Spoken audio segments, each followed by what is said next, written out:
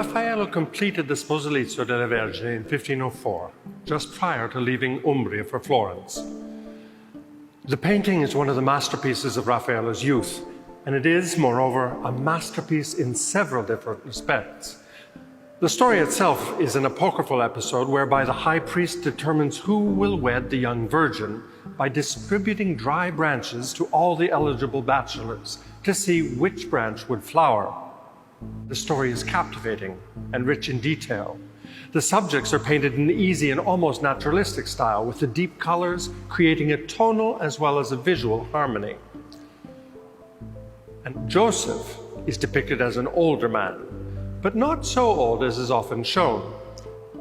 The Virgin is demure, modest, and clearly very young. The vignettes are detailed and compelling. The frustrated losers are breaking their sterile branches, and a noble giving alms to the poor. The landscape plays a major role, but nothing is as important as the compelling one-point perspective that draws the eye first to the ring being exchanged and then to the open door of the temple, leading the eye and the spirit outwards towards the infinite.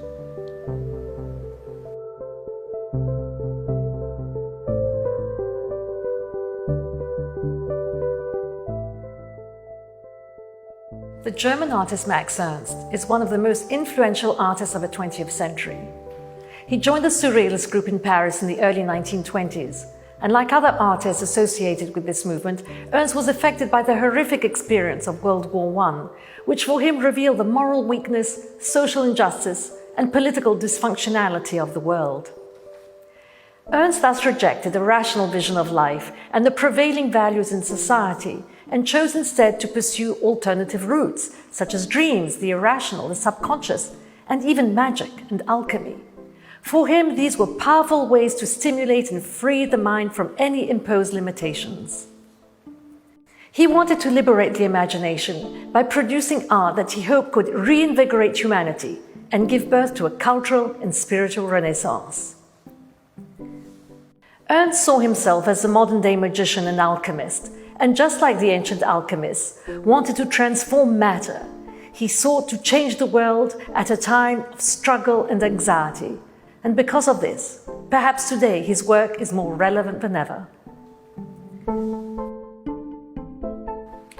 There is surely alchemy at work here, but a painterly alchemy, the bringing together in a single visual crucible the elements of the divine story of Christianity and the conditions for the virgin birth of Christ. Had Joseph been a younger man, the divine paternity of Mary's child would be open to doubt. The high priest had looked for a sign, the flowering of a dry stick, to indicate not the future father, but the surrogate who would take the place of the future divine bridegroom. One-point perspective, beyond representing a modern approach to painterly composition, adds a severity and rationality to a highly mystical subject, and places not only the nuptial ring, but the temple at the center of a rationally constructed Renaissance humanist urban landscape, which at its apex collapses to give out to the landscape beyond. Raffaello certainly looked to the past, a past newly discovered through the works of Vitruvius, but he was also looking to the future and using the mathematics of Pier della Francesca to focus attention on the divine story that would sit above the altar at the focal point of the chapel.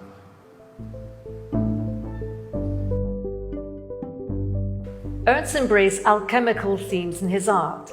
The Diamond of a Bride, created in 1940, shortly after the start of the Second World War and just before Ernst fled Europe for the US, is the epitome of his artistic pursuits. Depicting a chemical wedding between king and queen, an alchemical archetype beloved by the Surrealists, Ernst places himself in the long tradition of artists exploring the ancient ritual of marriage. Here we see the preparation of a witch-like bride for the wedding.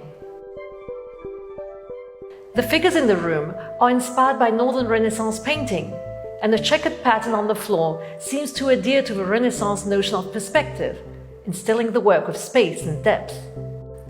So while Ernst was looking to the future, He was constantly learning from and referring to the past. He was incredibly innovative, explored various media and developed novel techniques. He reinvented himself time and time again as a key to a constant psychic regeneration.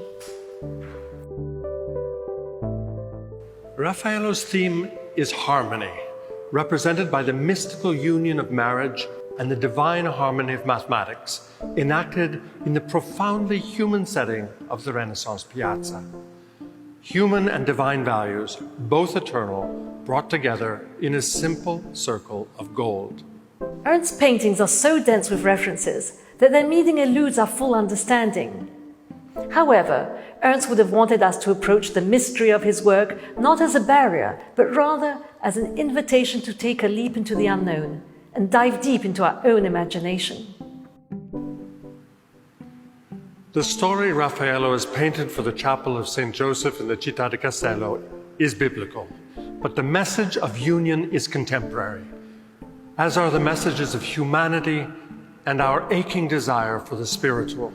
Ernst shows us that art can function as a safe place where we can shed our fears, explore freely, and not be scared to discover the unfamiliar and the hidden aspects of our reality and inner beings in order to transform ourselves spiritually.